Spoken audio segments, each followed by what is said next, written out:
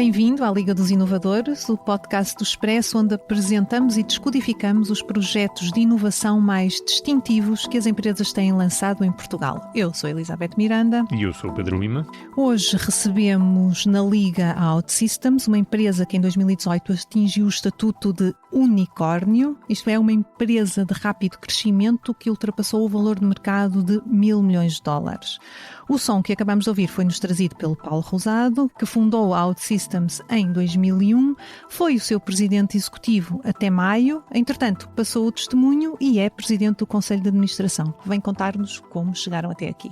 E vale a pena também dizer que numa entrevista mais alargada ao Expresso vai também explicar-nos o que fará daqui para a frente. Vale a pena lê-la, conjugado com o podcast. Vai estar disponível a 11 de julho na versão digital e na versão em papel. Isso mesmo. E simplificadamente, a OutSystems distinguiu-se na criação de softwares. É uma ferramenta de programas de gestão que pode ser usada, por exemplo, para criar portais ou para criar apps.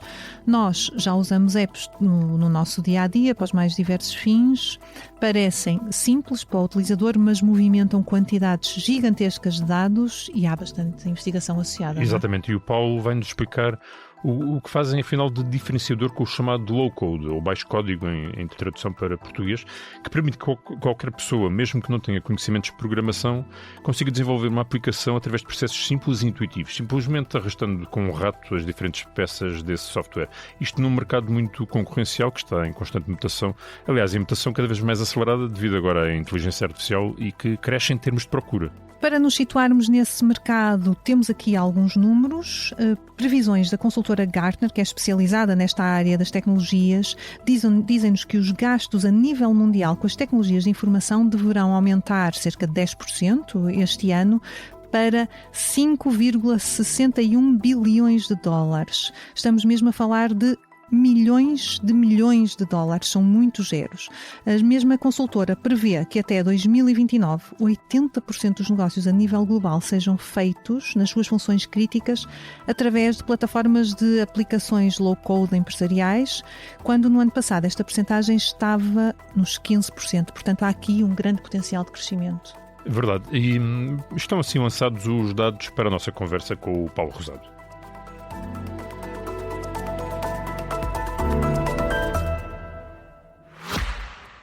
Nós, Empresas, fala Elisa Vaz, boa tarde. Boa tarde, daqui fala o Vítor, da Vitória Associados.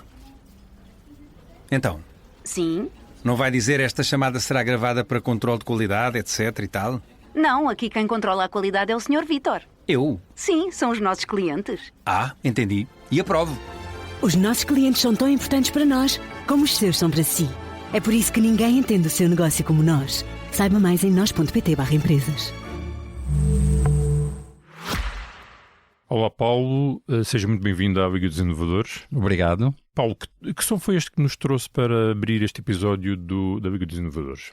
Bom, nós tentamos capturar um pouco o espírito da empresa. Como é uma empresa de software, ouve-se o teclado, mas também como a nossa inovação está muito assente no facto de nós termos introduzido uma plataforma de desenvolvimento de software que funciona visualmente com o rato.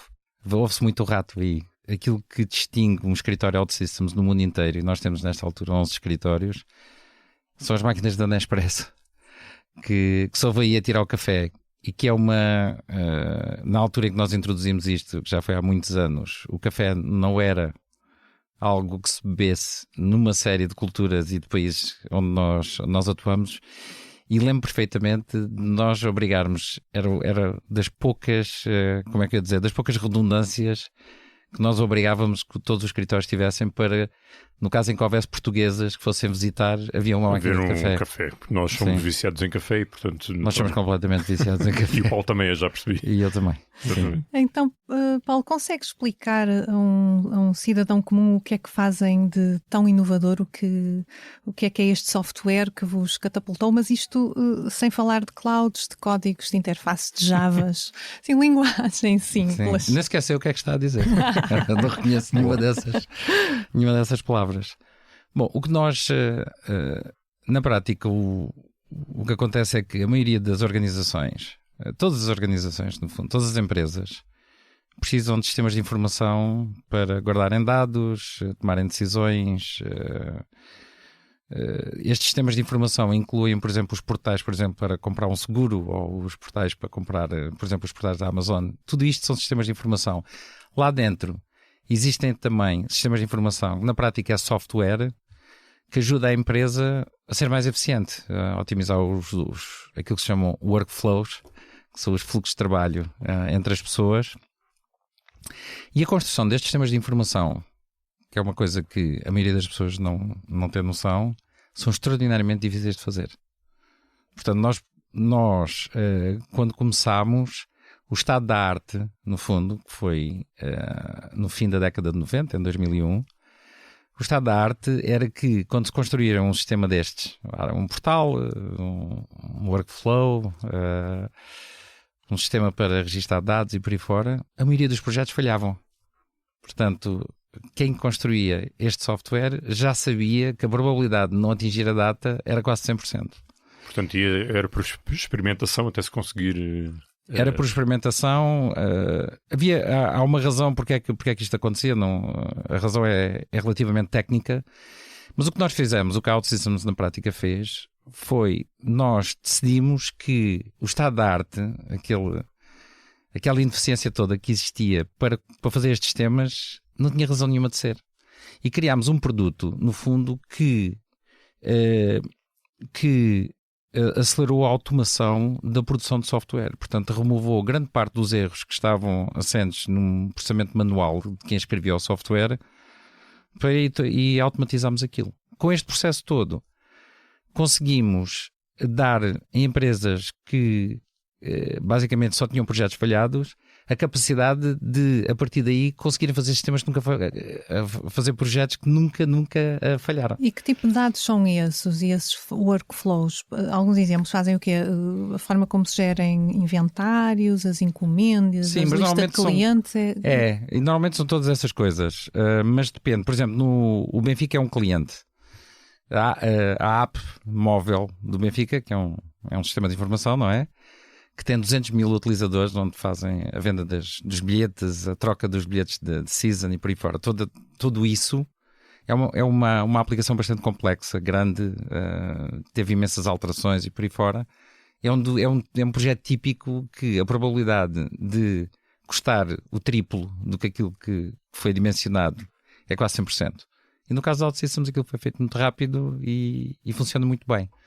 Portanto, nós temos esse caso, o caso do Benfica, temos o caso, por exemplo, dos hospitais da Luz Saúde, que, por exemplo, o sistema todo que gera as salas de cirurgia e as encomendas de todos os reagentes, os produtos que são utilizados dentro da sala de cirurgia, aquilo é tudo gerido por OutSystems, a gestão de todas as salas. No caso da Luz Saúde, basicamente o hospital todo é gerido por OutSystems. Portanto, desde as entradas, os pacientes que ficam nas camas, a administração dos medicamentos, pronto, tudo isso é gerido por OutSystems. Tem mais de 500 sistemas, subsistemas feitos na plataforma. Portanto, aquelas coisas que nós, com a voragem do dia-a-dia, digamos assim, que estamos habituados a usar as aplicações todas, as apps e os sites e tudo mais, que nos parece muito simples, mas depois tem um trabalho complexo. Sim. Que o que está a dizer é que já foi muito mais complexo no passado e que, entretanto, vocês, de alguma forma, vieram facilitar essa tecnologia, esse desenvolvimento. Sim, por exemplo, para lhe dar uma ideia, um projeto, por exemplo, na Toyota. A Toyota é um grande cliente nosso, a Toyota no Japão. E, portanto, a cadeia de valor toda de desenho do novo carro, dimensionamento cálculo das peças, alinhamento dos fornecedores todos que são redundantes, enfim, toda aquela cadeia de valor até à parte de produção, criação das máquinas e dos robôs da parte da manufatura e depois a própria produção. Isto chama-se aquilo que eu chamo a cadeia de engenharia, Engineering Chain, que é uma sub-área muito grande da Toyota. Basicamente 60% a 70% de todos os sistemas que suportam essa Engineering Chain estão feitos em OutSystems.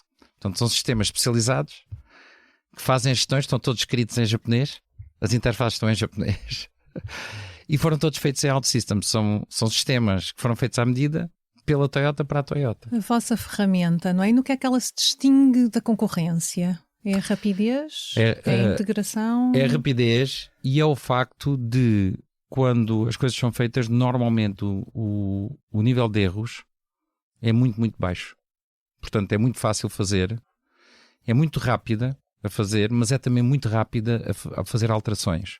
Portanto, é muito ágil. Faz com que os sistemas sejam muito fáceis de alterar. Por exemplo, estava-lhe a descrever esta coisa da Toyota. Um projeto típico na Toyota com tecnologia tradicional demora cerca de 4 anos. Em OutSystems, eles demoram cerca de 1 ano. É um projeto gigantesco, porque a maioria dos projetos OutSystems não demoram 1 ano. Demoram cerca de 3 a 5 meses. Os projetos grandes. Mas na Toyota, como são tão gigantescos, nós conseguimos comprimir isso. Mas o mais importante é que depois, à medida que vão aparecendo alterações, que as pessoas vão pedindo alterações, essas alterações conseguem ser colocadas em horas, dias, quando a experiência antiga deles é que levavam 6 meses à espera de uma alteração nova, de alterarem um ecrã ou de criarem um relatório novo. Portanto, nós comprimimos a versão inicial do software, mas aquilo que na realidade fazemos bem, fazemos que é a grande inovação em certa medida, é que a parte toda da mudança é assintoticamente, é exponencialmente rápida. Olha, faça de conta que eu e o Pedro aqui somos o CEO da empresa, o Francisco Pedro Balsemão. Tente lá vender-nos o seu produto. Assim, numa empresa como a Expresso ou a SIC, no que é que a OutSystems poderia ser útil e revolucionar aqui o nosso dia-a-dia? Por exemplo, a parte toda de criação de conteúdo, automação e depois geração direta para as plataformas é uma coisa que hoje em dia nós estamos a ser utilizados por várias empresas mais pequenas, porque esta empresa é uma empresa pequena, não é? Nós estamos a ser utilizados por empresas mais pequenas para conseguirem comprimir o ciclo desde a produção do conteúdo até que ele aparece em 17 ou 18 canais. E grande parte desta inovação, que é esta nova onda que nós colocamos, por exemplo, dentro da plataforma, é que nós já estamos a utilizar agentes de AI como parte da composição destes novos sistemas. Portanto, nós na prática conseguiríamos, por exemplo, que escrevesse uma peça. A partir do momento que escreve uma peça, ela é traduzida. Se precisar de ser traduzida em 17 línguas, é traduzida automaticamente. A seguir é colocada, é feita uma extração. Portanto, toda a cadeia de valor, no fundo, essa cadeia toda, que vai até ao canal, extrair, fazer um pequeno vídeo baseado no texto. Em vez de isto, salta briefings, salta operadores, salta uma série de coisas. Depois tem as pessoas todas só a ver a cadeia a decorrer. O que é que isto faz? Faz com que, por exemplo, tenha uma compressão. Desde o momento em que aparece a notícia até que a notícia está nos mídias todos, ao mesmo tempo. Podia ser nós fazemos, por exemplo, sistemas de fóruns ou sistemas de comentários. Por exemplo, temos alguns clientes onde fizemos isto, em que gerimos comunidades, e são comunidades muito, muito específicas. Então são comunidades que depois aquilo está ligado ao WhatsApp ou está ligado ao LinkedIn e por aí fora. Mas depois as comunidades têm características especiais. Por exemplo, nós temos comunidades multilíngua em que as pessoas vão colocando conteúdo e o conteúdo é alterado, as conversas são traduzidas em tempo real. Portanto, poderia fazer-se uma comunidade de leitores, de ouvintes, Sim. telespectadores, por Sim. exemplo. E também o que é engraçado aqui serviço. é que, a partir do momento em que nós normalmente fazemos um sistema, fazemos uma primeira aplicação dentro de uma empresa, aquilo depois serve como um exemplo. E o que aquilo faz é, funciona como um catalisador de inovação das pessoas que estão dentro da empresa. Nós temos uma percepção que as pessoas normalmente são pouco inovadoras, são muito tradicionais e por aí fora, mas isto não é verdade, não é a nossa experiência. As pessoas, 80% das pessoas são muito inovadoras desde que o contexto não penaliza o risco de tentar fazer uma coisa nova. E como nós mudamos muito rápido, então é muito fácil fazer uma asneira, colocá-la em 24 horas, ver que não funciona e corrigir a asneira com uma coisa que funciona. Portanto, o risco baixa de tal maneira que as pessoas de repente tiram uma série de gargalhetas à inovação. E o que temos é empresas como a Fidelidade, por exemplo, que na prática, no grupo a que pertence, que é um grupo muito grande de seguradores e por aí fora, é o grande farol de inovação daquele grupo, que é um grupo multinacional. E todos os nossos clientes normalmente têm estas características, que é engraçado. Por exemplo, isto nota-se também em áreas que são tradicionalmente áreas pouco inovadoras, como é o caso, por exemplo, do governo. Cidades, por aí fora. Nós temos em Portugal ministérios, gabinetes que fizeram coisas extraordinárias com a plataforma. Com a vossa plataforma? Com a nossa plataforma. Consegue dar exemplos ou está Sim, então, por exemplo, a Casa da Moeda. Não. Eu é que não me lembro de todos, não é? Mas a Casa da Moeda, por exemplo, o portal todo, quando sai uma nova lei por aí fora, toda aquela cadeia de valor, aquele workflow, que depois aparece num portal, aquilo está tudo feito em OutSystems. O Paulo tem usado muita expressão, está feito em OutSystems. Estamos a falar de uma linguagem, enfim, nós não damos aqui os termos técnicos, uma linguagem própria, um código próprio. Não é visual. Portanto, aquilo representa-se o sistema. O sistema aparece de uma maneira abstrata, como se fosse visualmente um manual de instruções de Lego, em que um ecrã aparece como um ecrãzinho pequenino, em que se arrasta um ecrã, liga-se ao outro e de repente aquilo é produzido. Produz-se aquela aplicação que tem aqueles 2 ecrãs. Mas o modo como o programador ou a pessoa que está a definir o sistema trabalha com aqueles objetos visualmente muito alto nível. E, portanto, foi essa separação, digamos assim, que vocês conseguiram fazer, portanto, de diferentes níveis de dados, compactando-os em blocos, digamos assim, como dizes. Sim. Que foi Sim, por exemplo, nós visualmente, portanto, a nossa área tecnicamente chama-se low code. Uhum. Ao invés em que a área, aquilo que nós precisamos de codificar com linguagens de programação tradicionais é muito pequena. Ok? Só para lhe dar uma ideia, nós conseguimos fazer um sistema gigantesco com 30 mil objetos. Aqueles ecrãzinhos, é tudo visual. Uhum. Portanto, o rato e por aí fora. Um sistema equivalente feito em Java, na linguagem Java. Desculpe lá. Eu utilizei aqui um bocadinho de calão. Tinha de acontecer. Tem cerca de 10 milhões de linhas de código. Ou seja, 10 milhões é muito, só para ter uma ideia. É muito, é excomunal. O que significa que é muito mais fácil alterar um sistema com 30 mil objetos do que um sistema com 10 milhões. Portanto, esta abstração, o facto de nós utilizarmos objetos muito alto nível, coisas muito perto daquilo que as pessoas querem na realidade expressar.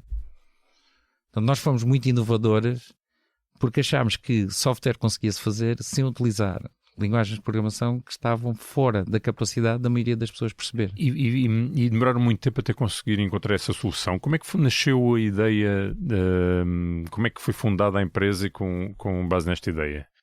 Não, então o que aconteceu foi que os anos anteriores, eu já tinha criado uma empresa antes, criei uma empresa em 97. Antes tinha trabalhado em Silicon Valley, onde tinha participado em grandes projetos. Trabalhava no Oracle, no Silicon Valley. E depois, quando criei a minha empresa, oferecia sistemas de internet, mas sistemas de informação, no fundo, eram portais, na prática, o que nós, na realidade, fornecíamos. À Sonai, na altura, à Telecel, depois tornou Vodafone. E não houve um único projeto que eu tivesse acabado a tempo e horas. Um único. Aquilo foi um desespero. Dadamente pensou que fosse incompetência sua? Completamente. Eu pensava assim, nós temos que ser incompetentes, nós não percebemos nada disto. Ainda por cima, vinha de exemplos académicos em que tinha sido bem sucedido, não é? E de repente apanhei aquilo. Mas aconteceu-me no Oracle também. Ou seja, o projeto do Oracle, um dos grandes projetos, eu fiz vários, mas houve um muito grande, foi cancelado. O sistema, aquilo foi acumulando. E eu cheguei à conclusão que os departamentos de informática achavam que aquilo era normal. É como envelhecer, não é? É normal, nós passamos a cochear e por aí fora, é normal. Portanto, um sistema nós tentámos fazer um projeto e o projeto falhar ou custar mais dinheiro, é normal, perfeitamente normal. E eu achei, como é que é possível? Precisamente a área tecnológica é das áreas mais ineficientes que eu já vi. Nunca vi nada tão ineficiente como a área de IT. E na altura, eu falei com vários colegas, não é? Nós estávamos naqueles projetos e estávamos a examinar porque é que aquilo acontecia.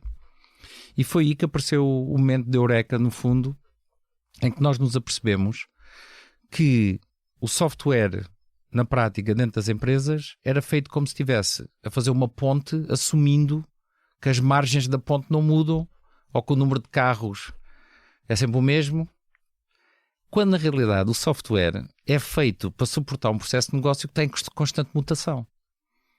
Então nós fazíamos aquilo como se fosse uma ponte, mas na realidade nós precisávamos era fazer aquilo como se fosse uma peça de Lego de borracha, que aquilo ia mudando com muito mais facilidade. Então o que nós fizemos na prática fizemos reverse engineering do processo de mudança. Como é que se muda software de uma maneira rápida? E uma das coisas que tivemos a fazer foi acabar com as linguagens de programação tipo Java e por aí fora, que são um cancro autêntico.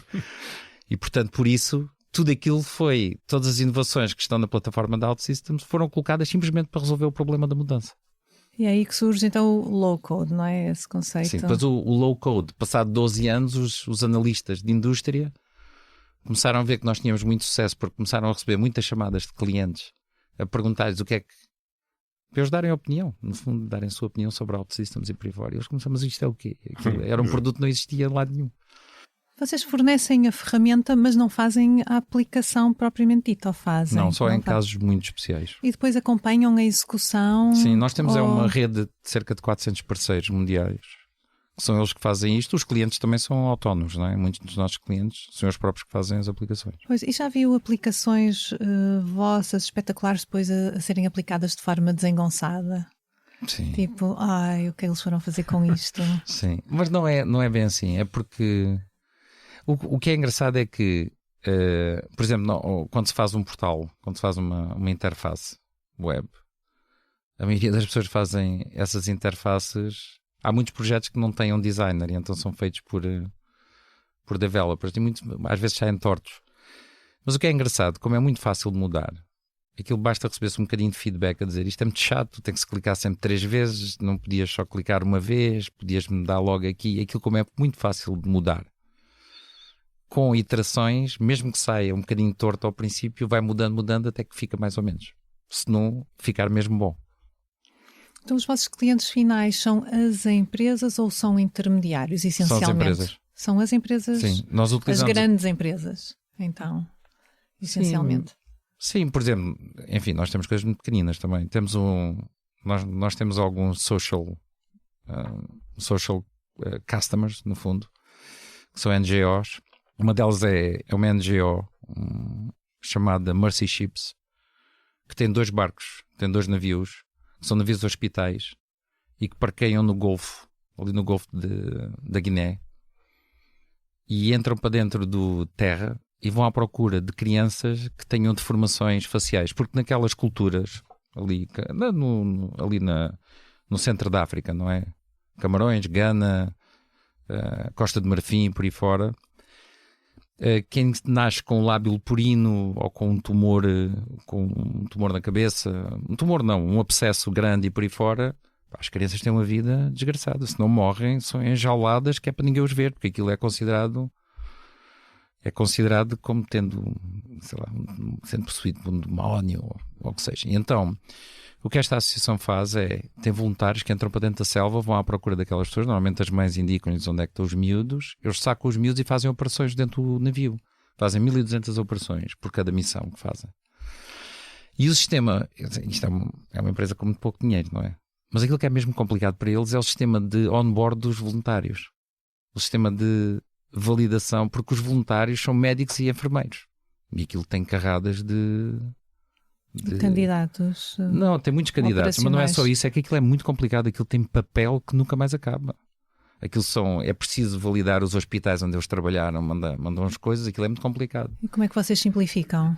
Não, portanto, eles tinham um departamento de informática com 2 pessoas e eles construíram uma aplicação completa para fazer o intake dos médicos todos e das enfermeiras. Um processo que antes era feito manualmente, que tinha dezenas e dezenas de pessoas.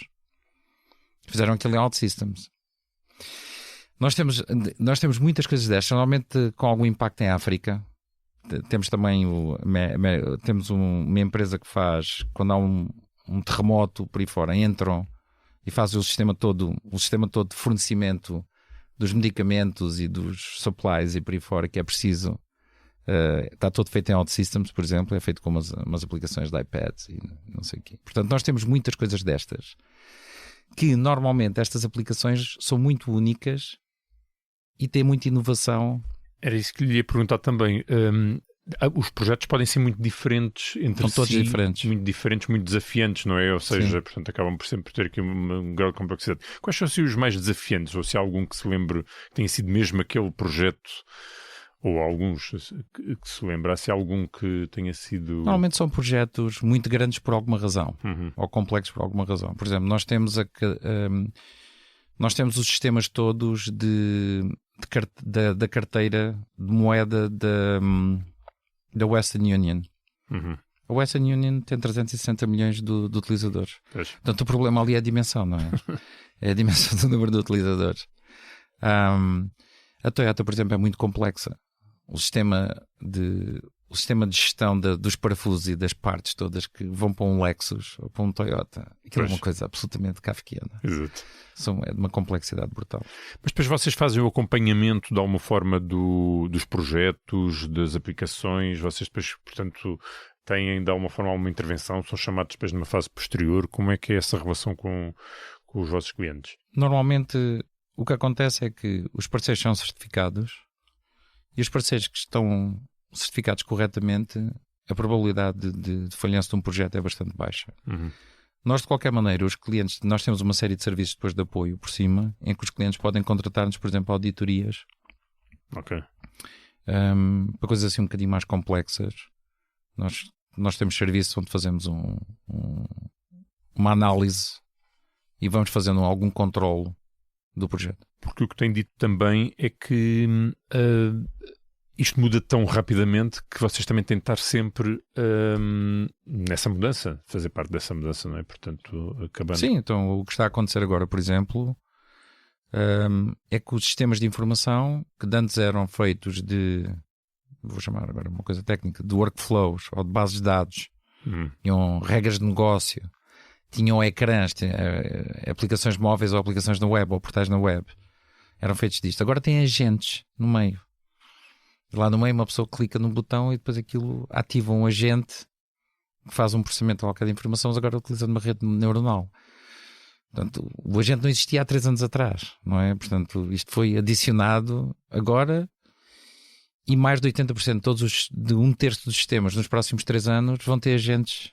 Vocês lançaram em outubro o Mentor, não é? Portanto, uma Sim. aplicação concretamente o que é que esta... O Mentor aquilo que faz é adiciona o AI à parte toda de desenvolvimento do próprio sistema. Portanto, o que está a acontecer agora é que chegou-se à conclusão que estes sistemas são bastante bons a produzir software. Portanto, é o AI como se fosse um developer. E nós temos aqui uma grande vantagem que é, nós ao colocarmos esta capacidade adicionada ao nosso desenvolvimento visual, nós conseguimos cortar o tempo em cerca de 3 vezes. Portanto, nós já reduzíamos cerca de 4. Agora conseguimos reduzir mais 3. Portanto, conseguimos transformar um projeto de 4 anos num projeto de 4 meses. Se o AI é o developer, todo o emprego, em parte do emprego que se está a criar nestas áreas também vai reduzir substancialmente, ou não? Esta ideia que o mundo vai ser de engenheiros, se calhar está sobreavaliada.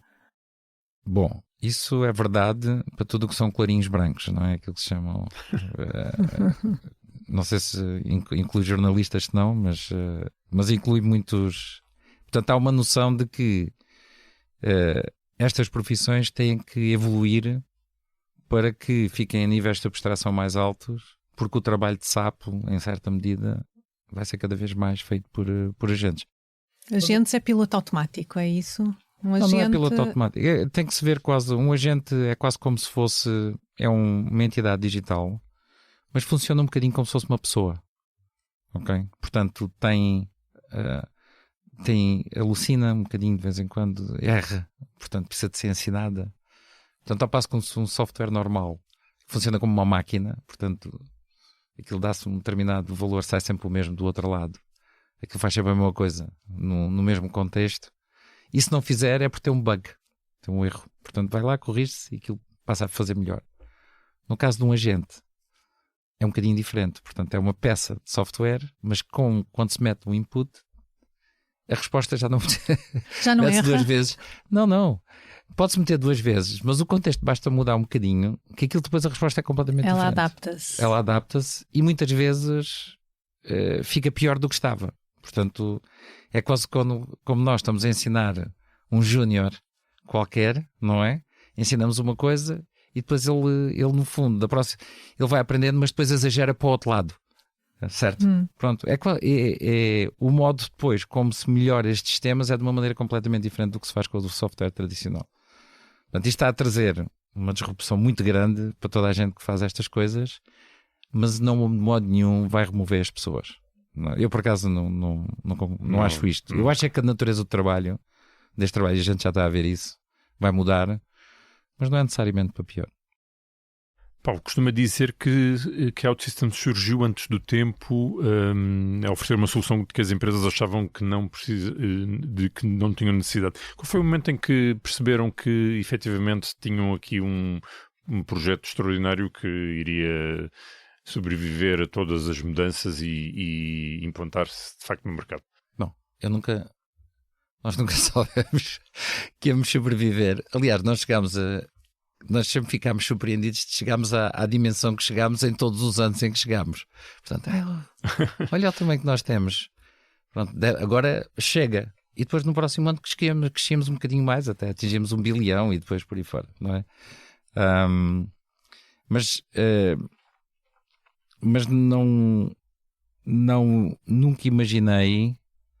nunca imaginámos que isto iria ser aquilo que foi.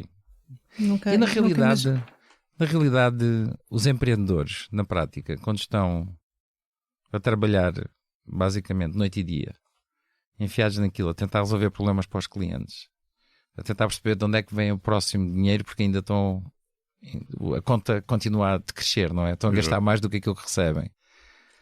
Nós estamos tão preocupados, nós estamos sempre tão preocupados com isso. Percebendo Não há grande tempo para andar a imaginar que vamos ser muito grandes e por aí fora, porque a realidade está-nos sempre a puxar para o dia-a-dia, não é? Mas eu digo-lhe quando é que eu senti que isto podia ser realmente fora de lugar.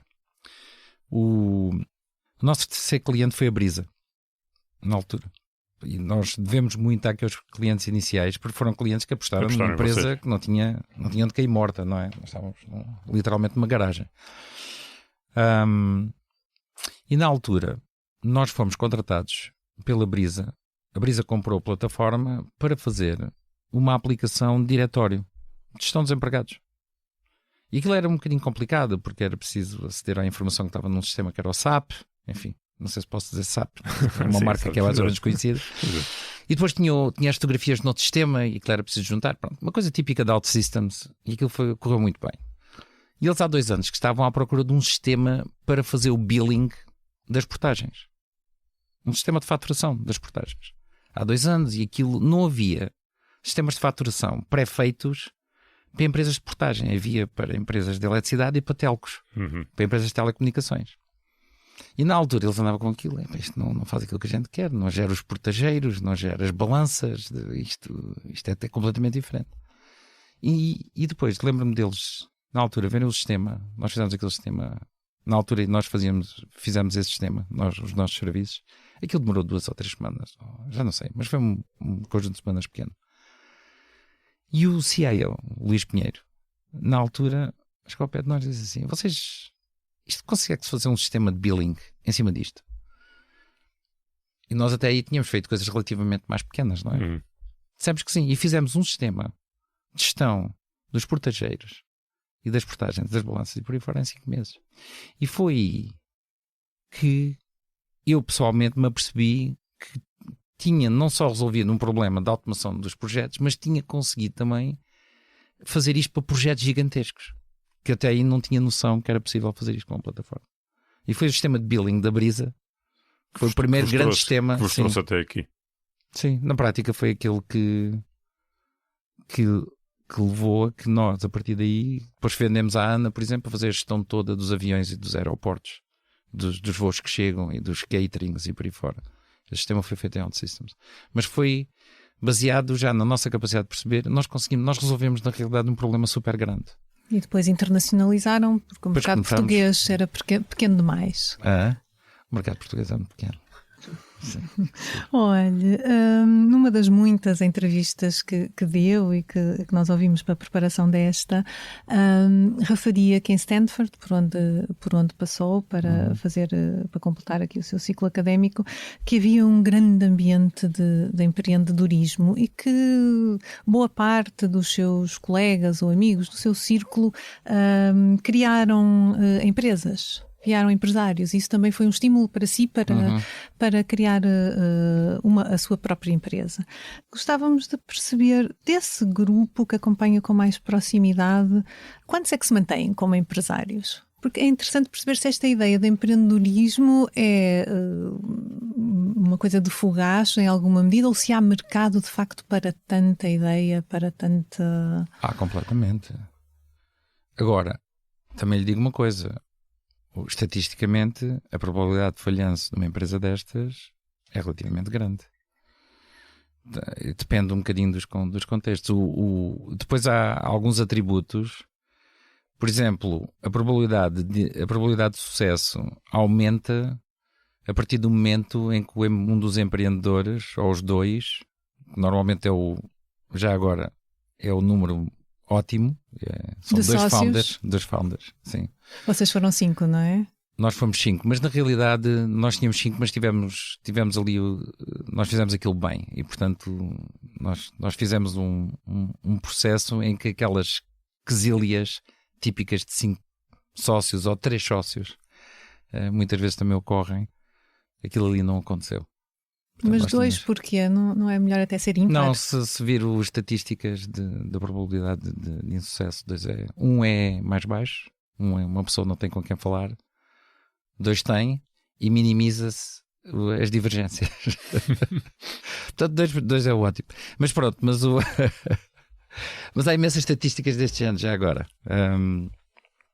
A probabilidade de insucesso a probabilidade de sucesso aumenta se os sócios tiverem, por exemplo, 7 anos de experiência a trabalhar no problema que estão a resolver. Portanto, nós fizemos um estudo aqui em Portugal. Aqui já há uns tempos chamava-se as gazelas. O que eram as gazelas? Eram as empresas que cresciam muito rápido. E aquilo tinha uma correlação 0.6 ou 0.65, que é uma correlação altíssima, com este atributo. Que é, os founders eram todos, não tinham saído logo da universidade, tinham ido trabalhar e por aí fora. E, portanto, já tinham 32, 34 anos. E portanto, e isso faz sentido porque as empresas, o grande problema das empresas quando falham é porque estão a tentar resolver um problema que não existe. As pessoas quando são miúdos têm muita energia, e nós quando somos miúdos temos muita energia e por aí fora, mas também não percebemos muito do mundo, portanto ou fazemos uma empresa de pizzas online, ou então se queremos resolver um problema que seja um problema real do mundo, negócio, temos de trabalhar dentro daquela empresa ou estar a levar com aquele problema para percebermos isto aqui era uma coisa agora que eu conseguia fazer, resolver este problema. E o sucesso está muito ligado à dor, descobrir uma dor, e quando a dor é demasiado grande e descobrir que há alguém que está disposto a pagar se a gente lhe resolver aquela dor. Pronto. Sim, isso chama-se Product Market Fit na prática. Já que falou aí de gazelas e o que é ser um unicórnio? Qual é a importância? Não tem importância nenhuma. Não tem, zero. É um carimbo que é colocado, mas é uma coisa mais de percepção externa. Não facilita clientes, financiamento? Não, porque, repare, para clientes, eles querem ver se a empresa é sólida, ou que o produto é bom, não é?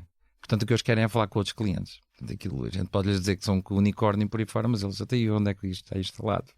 Queremos falar com outros clientes. Se forem investidores, vão olhar qual é que é o dinheiro que se está a faturar, qual é o rácio de crescimento, vai crescer, vai continuar a crescer assim nos próximos 5 anos, e portanto as análises económicas que cada um faz se o produto é bom e se a empresa não vai para a falência, depois não ficarem com um produto, depois não tem suporte, não é? Os outros é ver se o investimento é retornado. Portanto, o unicórnio é uma mística em torno desse animal mítico, digamos assim, mas na realidade há que ter alguma... Não, e foi engraçado porque isto foi de uma altura em que de repente começaram a aparecer algumas empresas que as valorizações começaram a aumentar As empresas de repente ficaram com scope mundial e, portanto, era mais fácil atingir valorizações de 1 bilhão. E houve alguém, já não sei quem foi, que achou que aquele nome pegava, e pegou, na realidade, e, portanto, foi categorizar todas as empresas com mais de 1 bilhão. Hoje em dia, ser um unicórnio é uma coisa relativamente fácil. Há imensos.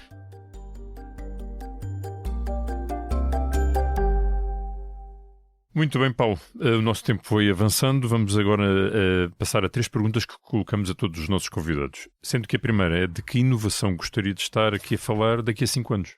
Bom, eu na prática estou muito interessado em perceber no detalhe como é que vai funcionar o AI em termos de suporte da sociedade.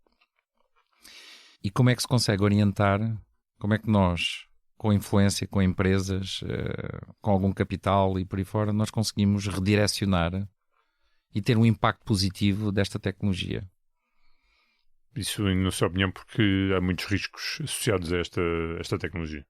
Não, o que eu acho é que nós, o ser humano, basicamente está igual àquilo que era há 25 mil anos atrás. Aliás, antes da agricultura, da descoberta da agricultura.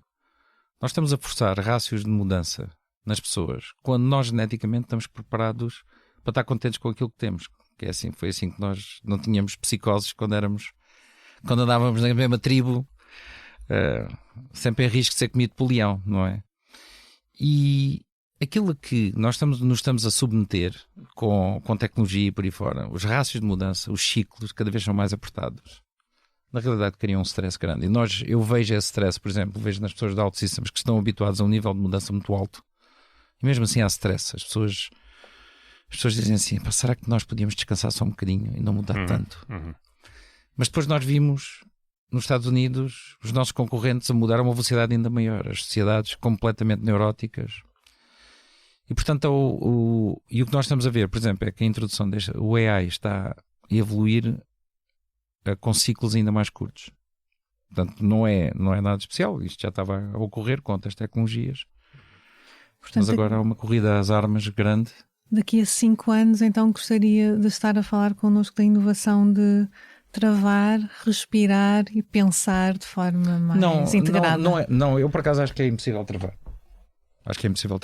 É só uma questão de dirigir. É uma questão de pensar um bocadinho à frente qual é que é o impacto. Aquilo que nós fizemos sempre na OutSystems, no fundo, que é tentar perceber o que é que vai acontecer nos próximos 3 a 5 anos. E nesta altura devo confessar que nós sempre conseguimos mais ou menos prever em 3 anos a 70%, 80% do que é que iria acontecer. Nesta altura estamos a 60%, portanto as coisas estão com níveis de mudança muito grandes. Embora tenhamos uma percepção bastante boa do que é que vai ser isto daqui a 3 anos, mesmo assim há 40% de incerteza, portanto é brutal para nós, portanto é uma incerteza muito grande. A sua equipa assim não descansa. A sua equipa não descansa. Olha, e quem é o concorrente que mais inveja? Nós não invejamos. Olha, eu pessoalmente tenho um grande respeito por empresas que conseguiram atingir escalas de faturações de multibilhão e que foram fundadas mais ou menos ao mesmo tempo das nossas. Nós estamos com uma faturação de 500 milhões, meio bilhão, e ao lado está uma empresa como a Salesforce, por exemplo, ou a ServiceNow, que são empresas que a Salesforce fatura 30 bilhões. E como nós sabemos também como é que essas empresas cresceram e por aí fora, e que são extraordinárias no processo todo de marketing e vendas, na operação toda de venda, de posicionamento, de vender Os produtos são muito fracos. Aliás, estas duas empresas são conhecidas por terem produtos muito fraquitos na prática, mas são máquinas de venda e de marketing descomunais, ou são operadores muito grandes. E eu acho que para nós, nesta altura, eu sempre tive uma sensação que o valor da OutSystems é descomunal, mas que nós, devido a termos nascido um bocadinho tortos, não nascemos nos Estados Unidos, nascemos em Portugal, primeiro depois fomos para 3 ou 4 países. Portanto, ao invés de estarmos num país grande onde podemos arranjar a escala muito rápida, distribuímos logo por uma série de países pequeninos que cada um deles criava fricção e por aí fora. E, portanto, nós violámos uma série de regras que têm a ver com crescimentos rápidos. Mas ser português é um peso? Não é um peso. Na promoção de uma empresa? Não, a mesma coisa pode-se dizer de Itália, de Espanha, de Holanda até. São países muito pequenos, são países, ou de Suécia, são países que têm têm mercados muito pequenos. É difícil criar uma empresa que fature 100 milhões só a vender em Portugal. Aliás, é impossível. Eu não conheço quase nenhuma indústria onde isso seja possível. Portanto, isto é um país mesmo pequeno, é uma economia muito pequena. O que significa que quando se começa aqui e vai-se depois para outro país, tem que se voltar a começar de novo, porque as referências que são tão importantes, porque os clientes querem falar uns com os outros, as referências portuguesas não são reconhecidas noutro país. Portanto, o melhor é ir sempre para um país grande, onde há acumulação de referências e o crescimento seja feito sem voltar a fazer um reset da internacionalização. E por isso é que é tão importante o mercado americano, por exemplo, ao mercado inglês, ao mercado alemão, que são mercados muito grandes, onde se consegue ir para lá, vender o suficiente para chegar a uma escala onde a partir daí depois se possa passar a um terceiro ou um quarto país. Nós fizemos isto um bocadinho ao contrário, também demorou um bocadinho mais de tempo. Pronto, mas agora estão bem. Não, estamos sempre bem. E são uma empresa portuguesa que não seriam se tivessem nascido nos Estados Unidos, não é? Claro. E quem é o gestor que mais admira?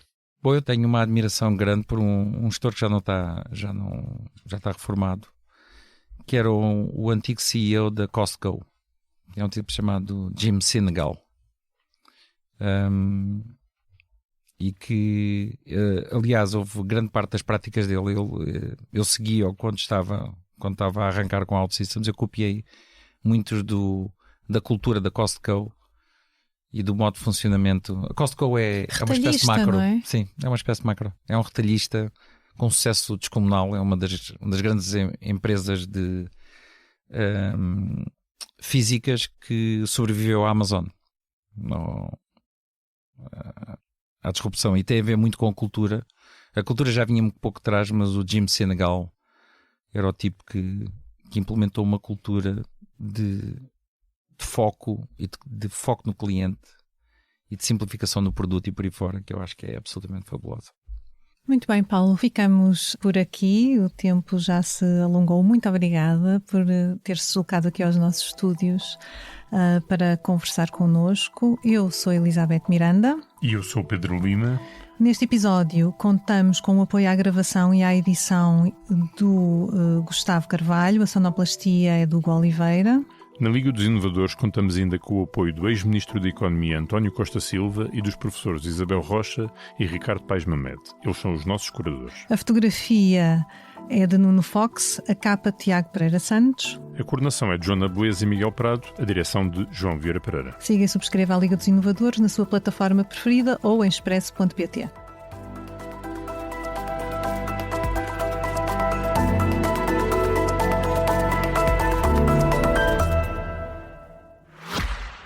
Nós, Empresas Fala Elisa Vaz, boa tarde. Boa tarde, daqui fala o Vítor, da Vitória Associados. Então, Sim. não vai dizer esta chamada será gravada para controle de qualidade, etc e tal?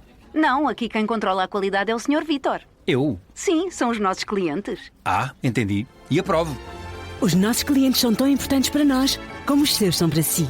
É por isso que ninguém entende o seu negócio como nós. Saiba mais em nós.pt/empresas. Num mundo cheio de informação, como ajudar os mais novos a compreender as notícias? O Grupo de Mídia Impressa tem hoje na sua oferta informativa o SIC Explica-me e o Expressinho. Projetos editoriais pensados exclusivamente para crianças e jovens. Notícias claras, adaptadas, que despertam curiosidade e formam cidadãos informados. SIC Explica-me e Expressinho. Informar para crescer.